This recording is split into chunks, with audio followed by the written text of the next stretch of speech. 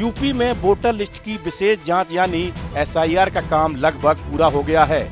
इस जांच में पता चला कि करीब 2.91 करोड़ वोटर्स का कोई रिकॉर्ड नहीं मिला, यानी ये नाम लिस्ट में तो दर्ज हैं, लेकिन इनका कोई पक्का दस्तावेज या पुष्टि नहीं है। अब राज्य चुनाव आयोग की टीम इन गायब 2.91 करोड़ वोटर्स को ढूंढने में लगी है।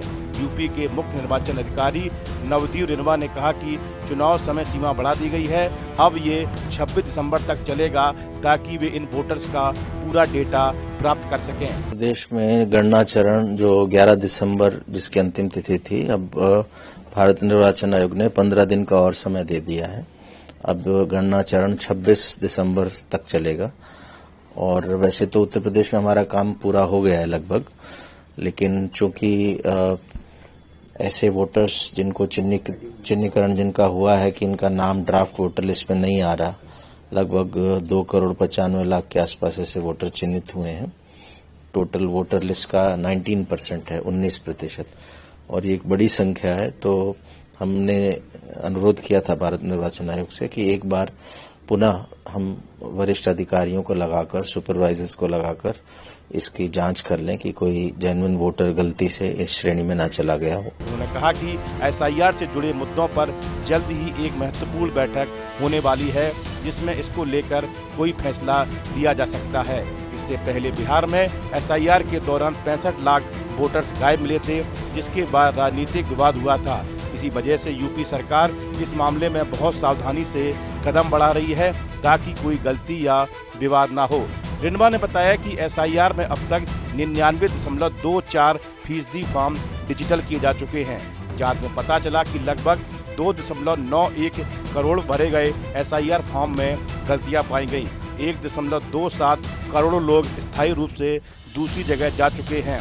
45.95 लाख लोगों की मौत हो चुकी है। साथ ही 23.69 लाख वोटर डुप्लीकेट पाए गए। इसी तरह 9.58 लाख लोगों ने अपना फॉर्म वापस नहीं किया। आयोग ने बताया कि 84.73 लाख लोग अपनी जगह पर मौजूद नहीं पाए गए। दूसरी ओर यूपी में एसआईआर के मुद्दे पर सियासत भी जारी है। मुख्य विपक्षी दल सपा ने इस मामले में केंद्र की मोदी और यूपी की योगी सरकार को कटघरे में खड़ा किया है। अखिलेश यादव ने कहा कि यूपी में 3 करोड़ से ज्यादा वोट काटने की तैयारी की जा रही है।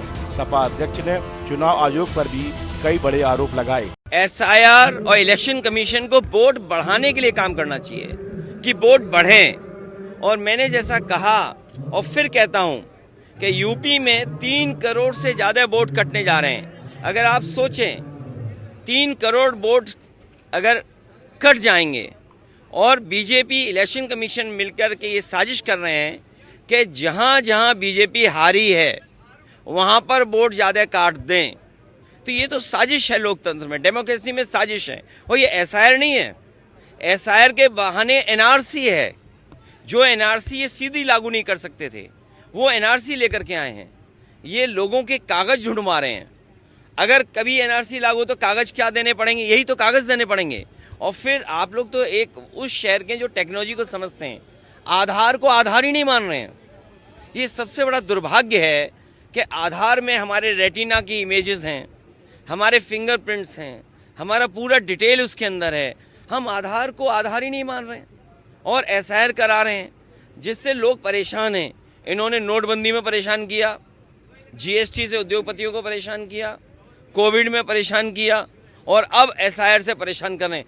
क्या सोच सकते हैं आप यूपी में 3 करोड़ से ज़्यादा वोट कट जाए? तो ये कैसी डेमोक्रेसी है? अगर हमें वोट ही नहीं डालेंगे हम, तो फिर लोकतंत्र को कैसे बचाएंगे? अभी हम बाबा साहब भीमराव अम्बेडकर जी की प्रतिमा देखते हुए आ रहे थे। बाबा साहब भीमराव अम्बेडकर जी ने तो अधिकार दिया हमें वोट डालने का, एक वोट डालने का अधिकार। यही वोट हमें हक दिलाता है, यही वोट हमें न्याय दिलाता है। भारत निर्वाचन आयोग ने मतदाता सूची को अधिक सटीक और पारदर्शी बनाने के उद्देश्य से एसआईआर 28 अक्टूबर 2025 से शुरू होकर 7 फरवरी 2026 तक चलाया जाएगा। उत्तर प्रदेश सहित देश के 12 राज्य और केंद्र शासित प्रदेश इस प्रक्रिया में शामिल हैं। यूपी में 4 नवंबर से एसआईआर की प्रक्रिया जारी है। एसआईआर मतदाता सूची को शुद्ध और सटीक बनाने और साथ ही संविधान के अनुच्छेद 326 के तहत मतदाता अधिकारों के सही से इस्तेमाल के लिए कराया जा रहा है। यूपी में इससे पहले साल 2003 में एसआईआर किया गया।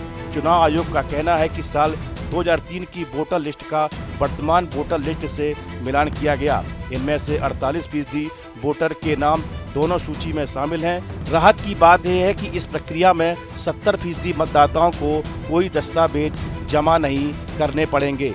कई ऐसे मतदाता जिनके माता पिता का नाम भी पहले से सूची में शामिल है, उन्हें भी कोई पहचान या आवास प्रमाण पत्र नहीं देना होगा। इस वीडियो में फिलहाल इतना ही। आप बने रहिए न्यूज नेशन के डिजिटल प्लेटफॉर्म के साथ।